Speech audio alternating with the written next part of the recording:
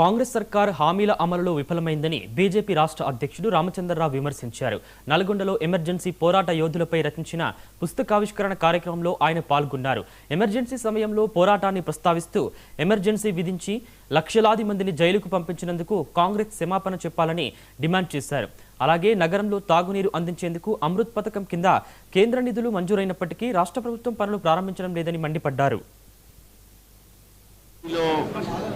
ఆ రోజు పోలీసులు వేధింపులకు గురైనటువంటి ఒక కార్యకర్తల వారి యొక్క అనుభవాన్ని సంకలనంగా ఎమర్జెన్సీ వ్యతిరేక పోరాట యోధులు అనేటువంటి పుస్తకాన్ని ఈరోజు ముత్యాలు గారు చింతా ముత్యాలు గారు రచించిన పుస్తకాన్ని నేను ఆవిష్కరణ జరిగింది. మరి కాంగ్రెస్ పార్టీ రాజ్యాంగాన్ని గౌరవించదు, పైపెచ్చు భారతీయ జనతా పార్టీ మీద వాళ్ళు ఆరోపణలు చేస్తూ ఉంటారు.